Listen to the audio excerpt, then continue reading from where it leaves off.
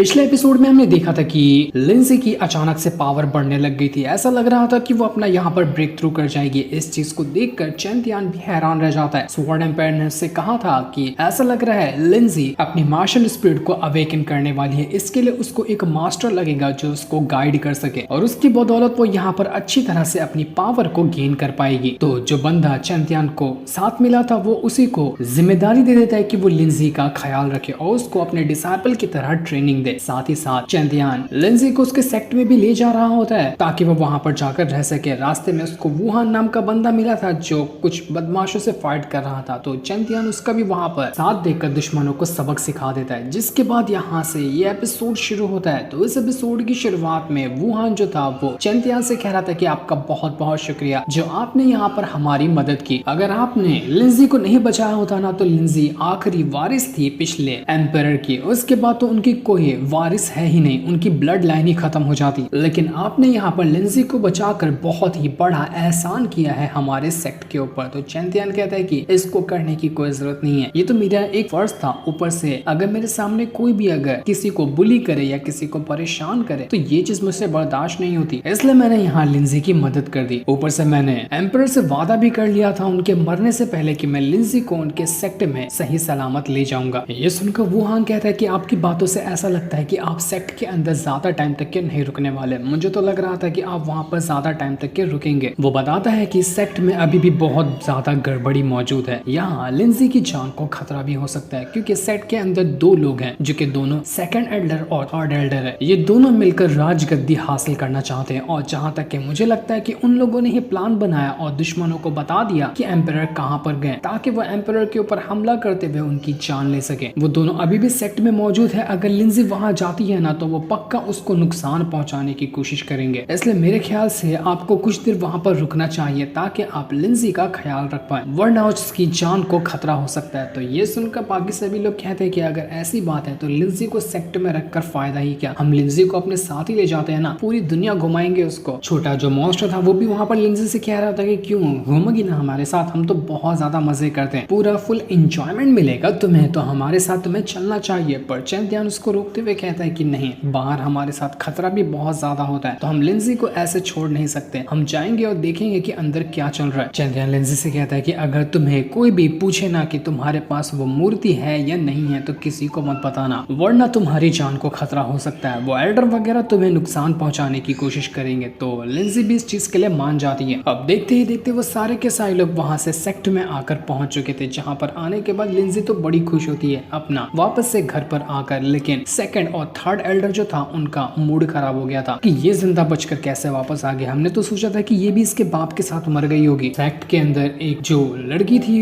जो कि असल में लिंजी की आंटी है, वो उससे कहती है कि तुम्हारे फादर कहाँ है और एल्डर कहाँ है, सब ठीक तो है ना, क्या हुआ उनके साथ। तो लिंजी उनको रोते हुए बता रही होती है कि एल्डर और फादर दोनों इस दुनिया में नहीं रहे, कुछ बदमाश लोगों ने हमारे ऊपर हमला किया और वो हमला करके मेरे फादर की उन्होंने जान ले ली। ये सुनकर सेकंड एल्डर जो था वो यहाँ पर कह रहा होता है कि आखिर किसकी हिम्मत हुई जिसने हमारे सेक्ट के एम्पायर के ऊपर ही हमला कर दिया, हम उसको जिंदा नहीं छोड़ने वाले। वैसे लिंजी मुझे तुमसे कुछ पूछना था कि तुम तो सबसे करीब थी ना तुम्हारे फादर के, तो जब उनके ऊपर हमला हो रहा था तो मरने से पहले उन्होंने कोई मूर्ति वगैरह दी थी क्या तुम्हें? अगर दी होगी ना तो मुझे जरा बताना, वो बहुत ही रिस्पेक्टफुल चीज है हमारे इस सेक्ट के लिए। तो लिंजी यहाँ पर घबरा जाती, ये तो सीधा उसी मूर्ति के बारे में सवाल कर रहा। तो वो उससे कह देती है कि मुझे नहीं पता वो मूर्ति कहाँ है, फादर ने मुझे वो मूर्ति नहीं दी, शायद वो कहीं खो गई होगी या कहीं गिर गई होगी, मुझे उसके बारे में कोई जानकारी नहीं है। तो सेकंड एल्डर कहता है कि अच्छा ऐसा कैसे हो सकता है, अगर कोई भी एम्पायर मरता है और उसके पास वो मूर्ति होना तो उसकी जिम्मेदारी है कि मरने से पहले वो मूर्ति किसी और को दे दे, और उस टाइम तुम्हारे से ज्यादा भरोसेमंद बंदा कोई और एम्पायर को थोड़ी ना दिखाई दे रहा होगा। तो मेरे ख्याल से उसने तुम्हें ही मूर्ति दी होगी। देखो अगर तुम्हारे पास मूर्ति है ना तो छुपाओ मत, क्योंकि वो मूर्ति तुम्हारे लिए खुशी नहीं बल्कि मुसीबत लेकर आएगी। मुसीबत को टालना चाहती हो तो फटाक से यहाँ पर वो मूर्ति मेरे हवाले कर दो, क्योंकि अगर वो मूर्ति किसी और के हाथ में लगी ना तो वो बहुत बड़ी गड़बड़ी कर सकता है। इसलिए मेरे हाथ में वो आ जाएगी तो बेहतर ही होगा तुम्हारे लिए और इस सेक्ट के लिए भी। लेकिन तभी वहां पर एक खतरनाक स्लैश अटैक आकर लगता है जो कि चेन तियान ने ही किया था। वो यहाँ पर आने के बाद सेकंड एल्डर से कहता है कि देखो अभी क्या भी इस सेक्ट के एम्पायर मरे हैं, तुम्हें यहाँ पर इन्वेस्टिगेशन करना चाहिए कि आखिर किसने हमला किया और किसने उनकी जान लेने की कोशिश की। लेकिन तुम तो यहाँ पर अलग ही खिचड़ी पका रहे हो कि वो मूर्ति कहाँ है। ऐसा लगता है कि एम्पायर की जान से ज्यादा तुम्हारे लिए इम्पोर्टेंट है वो मूर्ति। कहीं दाल में कुछ काला तो नहीं? क्या तुमने ही तो यहाँ पर एम्पायर को मारने की प्लानिंग नहीं की? तो ये सुनकर सेकंड एल्डर कहता है कि अबे तू कौन है रे? तू घुसा कैसे चला आया हमारे सेट के अंदर? तूने हमारे सेट के मामले में टांग घुसा करना बहुत बड़ी गलती की। अब तुझे हम जिंदा नहीं छोड़ने वाले। तो जुआन कहता है कि तुम्हारी हिम्मत कैसे हुई इस सेट के अगले लीडर से इस तरह से बात करने की? क्योंकि एम्पायर ने मरने से पहले लीडर बनने का जो सील था वो चैंतियान के हाथों में दिया था और आज से चैंतियान है इस सेट का लीडर। जो सुनकर सेट में जितने भी लोग थे वो सभी हैरान रह जाते कि आखिर ऐसा कैसे पॉसिबल है? एम्पायर किसी बाहर के बंदे को वो लीडर वाली सील कैसे दे सकता है? वो तो हमें मिलनी चाहिए थी ना। एक जो यंग मास्टर था वो यहाँ पर एकदम गुस्से में चैंतियान से कह रहा था कि खाली एक मामूली वूजोंग लेवल का बंदा और चला है हमारे सेट का लीडर बनने के लिए। हम नहीं मानते कि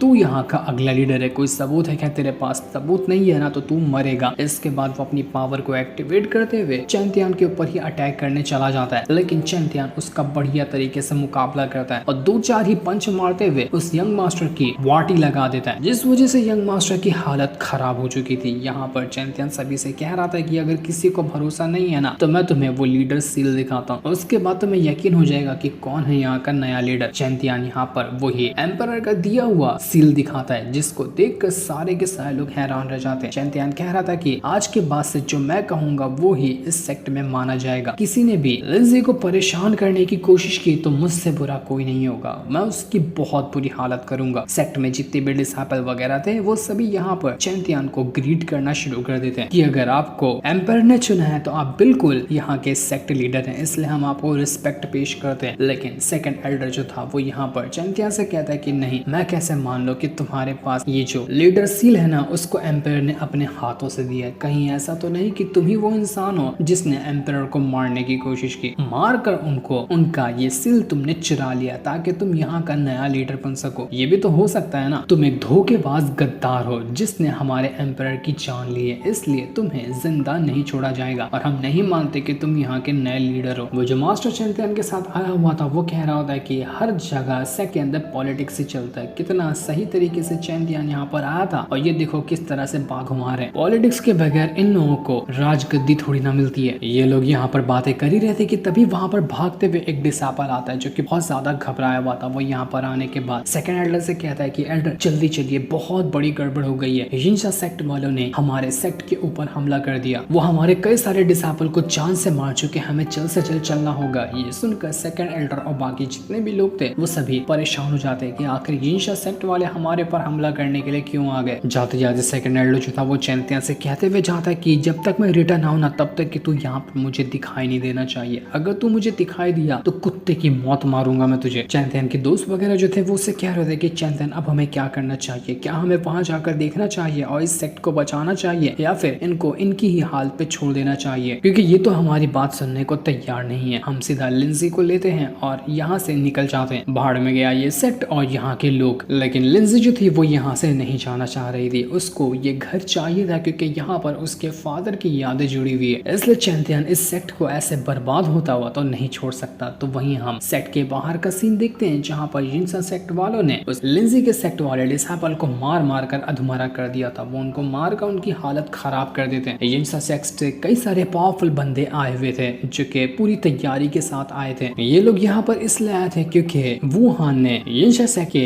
यंग मास्टर के साथ फाइट की थी और उसको जान से मार दिया था। तो उसी का बदला लेने के लिए ये लोग यहाँ पर आए थे ताकि इस सेक्ट को ही बर्बाद कर दे। तब वहाँ पर दोबारा से वुहान आकर पहुंच जाता है जो सभी के सभी अपने डिसाइपल को बचाने के लिए आया हुआ था। उसने अपना स्वॉर्डमैनशिप में ब्रेक थ्रू भी हासिल किया था। तो वो सभी यहाँ पर यिनशा सेक्ट वालों से फाइट कर रहा होता है। उसकी स्वॉर्डमैनशिप की स्किल इतनी ज्यादा कमाल की थी जिस वजह से वो यिनशा सेक्ट के कई सारे बंदों को तो ऐसे ही उड़ा उड़ा कर फेंक रहा था। जितने भी डिसाइपल वगैरह थे वो वुहान को देखकर कहते हैं कि देखो तो वुहान हमें बचाने के लिए आया है, बिल्कुल सही टाइम पर वो आया है और देखो इसकी स्किल भी कितनी ज्यादा एडवांस हो चुकी है, ये पक्का हमें बचा लेगा। वुहान यहाँ पर सभी के सभी बंदों को टक्कर देता है, लेकिन फिर भी वो जितने भी लोग थे वो सभी बहुत ज्यादा स्ट्रॉन्ग थे और थोड़ी देर की फाइट के बाद वुहान कमजोर पड़ जाता है। उन्हीं में एक बंदा था जिसने मास्क लगा कर रखा था और ये कोई और नहीं बल्कि वुहान का बड़ा भाई होता है जो कि यिनशा सेक्ट से जाकर मिल चुका है। उसने अपने सेक्ट को गद्दारी की और दुश्मन सेक्ट के साथ पहले ही जाकर मिल चुका था और अब वो अपने ही सेक्ट के डिसाइपल वगैरह को और अपने भाई को मारने के लिए आया हुआ था। वो जो सीनियर ब्रदर था वो वुहान से कहता है कि मैंने तुमसे पहले ही कहा था कि इस सेट को छोड़ दो, आज नहीं तो कल इस सेट की बर्बादी लिखी हुई है और ये सेट कहीं का नहीं रहेगा। तुम मेरे साथ जिस सेट में चलते ना तो तुम अब तक के कहां से कहां पहुंच गए होते। जरा मुझे ही देख लो, मैंने अपना तो वूजोंग लेवल भी कुछ ही टाइम पहले ब्रेक थ्रू भी कर लिया है। बहुत बार मैंने तुम्हें मनाया कि तुम युनशा सेक्ट में आ जाओ, लेकिन तुम मारने को तैयार ही नहीं थे। इस वजह से हम दोनों के रास्ते अलग हैं, तो मैं यहाँ पर कुछ नहीं कर सकता। लेकिन हाँ, तुम मेरे छोटे भाई हो, उसके नाते एक चीज जरूर कर सकता हूँ कि तुम मेरे सामने माफी मांगो और हमारे एल्डर के सामने नाक रगड़ो, उनसे भीख मांगो कि तुमसे बहुत बड़ी गलती हो गई, तुम्हें यंग मास्टर की जान नहीं लेनी चाहिए थी। हो सकता है कि मन में आया तो हम तुम्हें जिंदा छोड़ देंगे और तुम्हें अपने जिनशा सेक्ट में ले जाएंगे, तो फटाफट से हमारे सामने माफी मांगने के लिए तैयार हो जाओ। ये सुनकर वो जो वुहान था वो कहता है कि जिंदगी में कभी नहीं, तुम जैसे गद्दारों के सामने मैं अपनी माफी मांगू, ऐसा हो ही नहीं सकता। तुमने अपने सेक्ट को धोखा दिया और दुश्मन के साथ मिल गए, इसलिए तुम भी मेरे दुश्मन हो। भाई का रिश्ता अब खत्म। वो कई सारे स्लैश अटैक सीधा अपने सीनियर ब्रदर के ऊपर करना शुरू कर देता है। दोनों के बीच में बहुत एपिक बैटल शुरू हो चुका था, लेकिन उसका सीनियर ब्रदर कल्टीवेशन में आ गए तो उसके सामने वुहान की स्वॉर्डमैनशिप की स्किल उतनी ज्यादा कारगर नहीं होती। वो हर एक अटैक को डिस्ट्रॉय करता और आगे पीछे से आते आते वो अपने ही छोटे भाई को मारकर उसकी हालत खराब कर देता है। वुहान की हालत एकदम खराब हो चुकी थी और वो दोबारा फाइट करने के लायक भी नहीं था। वो उससे कहता है कि मेरे छोटे भाई, अफसोस कि